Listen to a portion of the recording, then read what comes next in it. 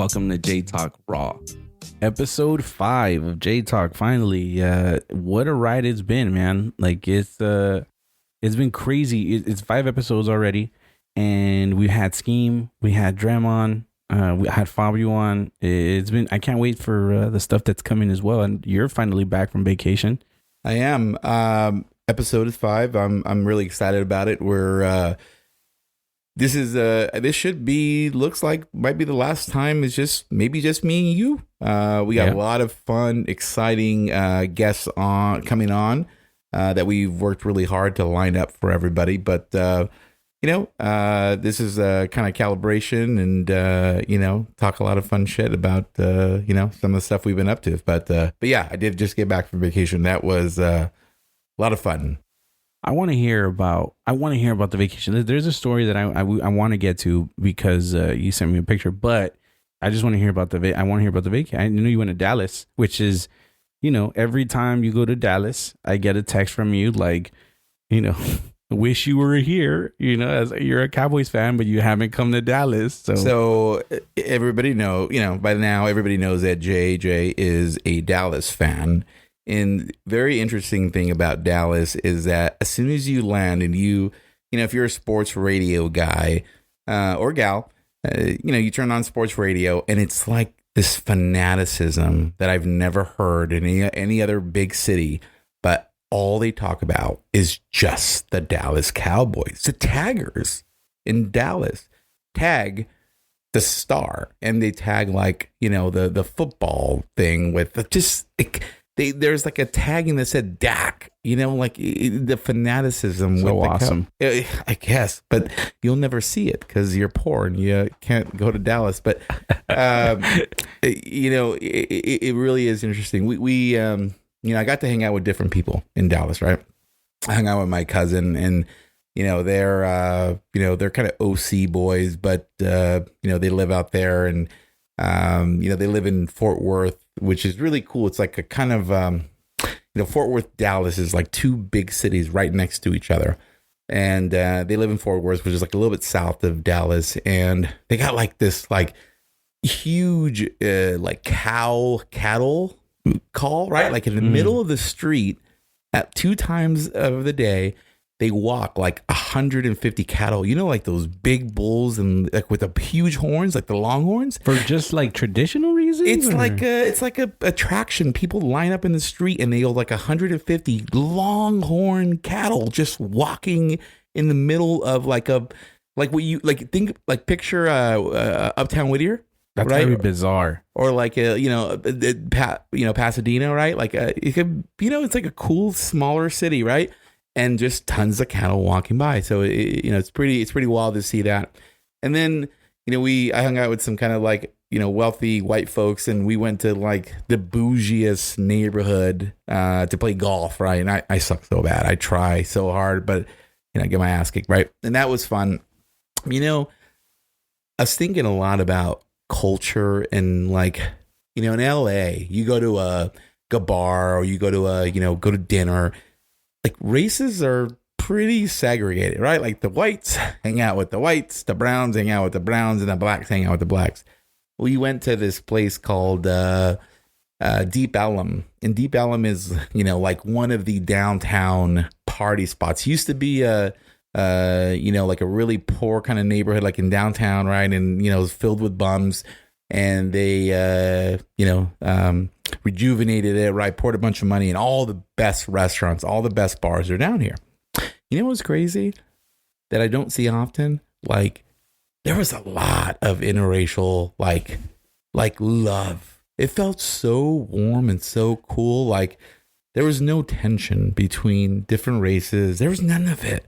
Like, you had a lot of black guys with white girls, and a lot of black guys with brown girls, and a lot of brown guys with white girls and black girls. It was just like, there was not a lot of color, Do you think that there has to be an element like in LA? And I bring this up because this is something that I discussed with somebody today that is from the East Coast.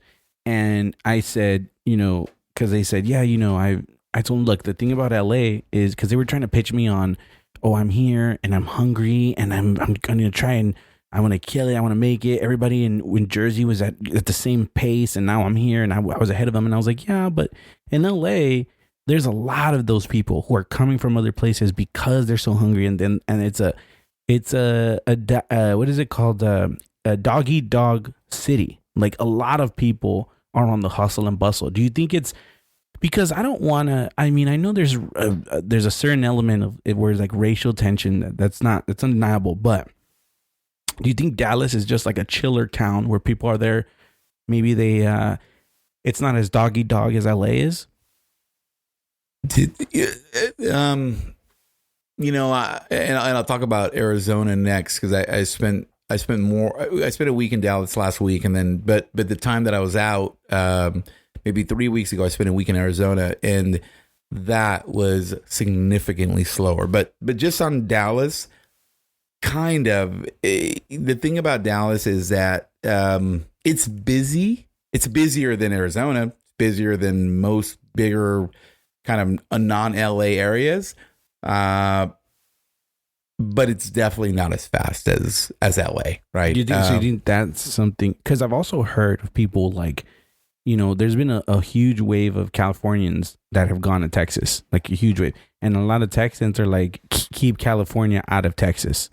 So do you think it's like because I do think it's definitely dog eat dog here in LA, and I think that the whole people not being as because there is like Southern hospitality that exists, and I that's what I was gonna say. I don't feel any of that shit, right? But I'm not a fucking dick, and so I don't go around like attracting bad energy. So honestly, I was well received. I'm well received generally speaking, right?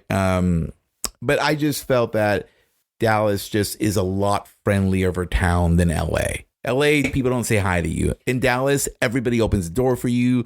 Doesn't matter what color, doesn't matter what age. If it's females open the door for me. What's always been interesting to me about LA is that, and I remember realizing this because I went to a meeting once. It was, I'll never forget, it was like Zion Staffing. I had like an interview with them, and they had called me in to interview for staffing, but it was not the type of staffing, not traditional staffing me and you did. It was like developer software staffing. So it was like they had like all these people at a desk, and then one manager, like a closer, was roaming, listening to like with headphones on, and he would plug into everybody's phone, and then full desk recruiting, right? Yeah. So it's like a big. I'm on 6th and Olive in downtown, yeah. And I go in about 3:30, and they're seeing all kinds of people, so they don't see me till like 4:30.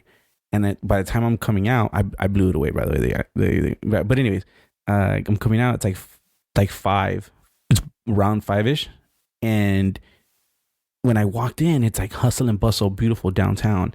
When I walked out, there was like people on the floor that I had to step over, and it was the first time that I was like, there are millions of dollars being exchanged in these offices. Yeah. And then you step outside and you got to step over someone.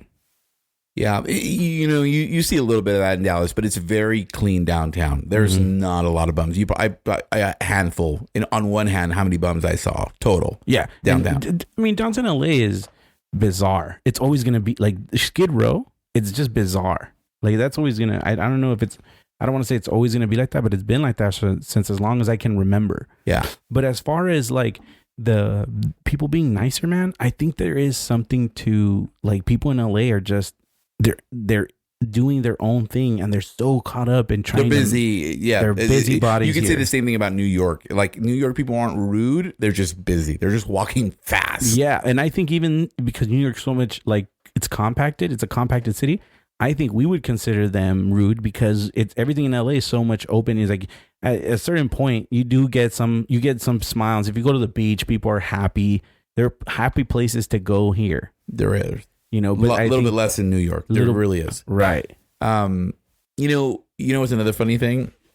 First of all, people in Dallas are beautiful. Like there are some of the most beautiful people. And I'm talking about girls. I don't care about the boys, but some of the girls are just some of the most beautiful girls. Dear God, right? And what's funny? Like they all get dressed up to go everywhere. Like I went grocery because we had a suite, and you pack food, right? and like some of the most beautiful souls. Like they go to the grocery store. Bless their heart. Bless their hearts in like a summer dress and boots. Oh dear God. Yep. I'm gonna get divorced for sure. But yeah, no, and then the houses are so much cheaper. Yeah, although they're coming up in price, but thanks, Californians, assholes. The problem, though, I couldn't see myself living in Dallas. There's no mountain. First of all, there's no beaches, right? That's easy. But then there's no mountains. No matter which direction you look in, there's not one mountain. And I didn't realize how much. I spent a lot of time in the mountains, right? Either off-roading or snowboarding or doing stupid shit, right? Hiking, whatever.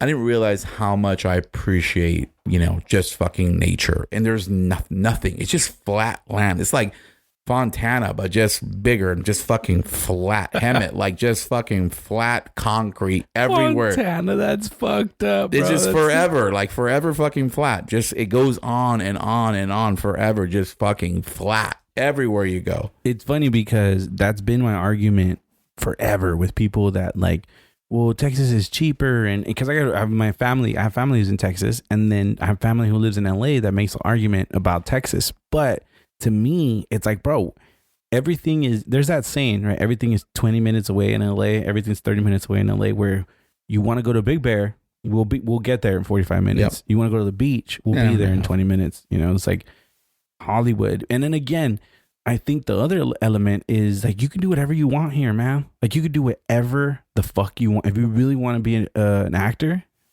you can do it. Yeah, you can do it. And you're very restricted in Dallas, and like everything isn't 20 minutes. Everything isn't like there. Like shit was far. Like to go golfing was. I mean, there's local golf clubs, but where we went, it was an hour away. And everything's fucking. It's just a big fucking town, man. It's huge.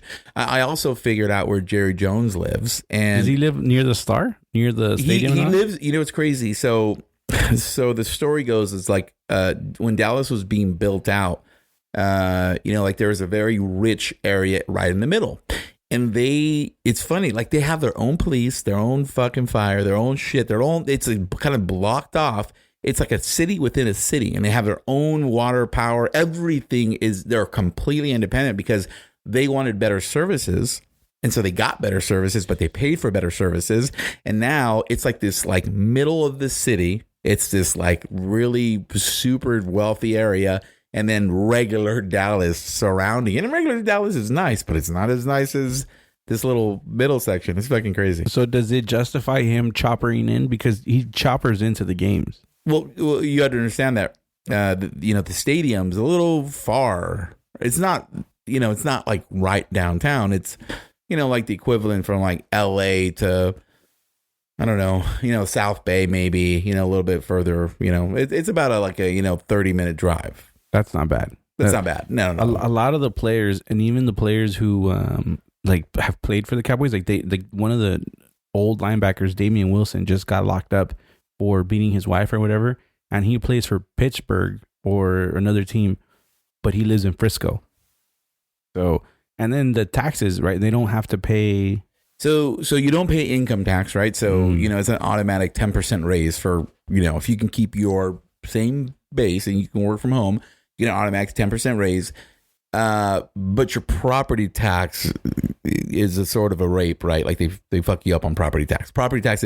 So the last 6 governors in Texas have all ran on, I will fix the property tax problem. Jesus. It's been an ongoing issue. The property taxing is a humongous problem, and nobody's been able to fix it because what do you generate revenue from, right? You got to, rob Peter to pay Paul. And so there's no easy solution to it. So they haven't fucking figured it out. Texas is crazy too because it's so big.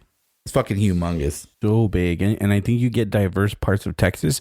Like my family they're from the family that live there, they're like in the southeast of Texas, like El Paso. Is that where the Browns live? I was about to say, that's where you find all my people. And Frijoles? Yeah, I think they call it Chuco Town. I don't know if it's because of Pachucos or what the reason is. Maybe because you guys are Chucos. Maybe, but that's where you find like it's funny because like the gangsters, like the cholos that look like LA cholos, they're all from El Paso and like stuff like that.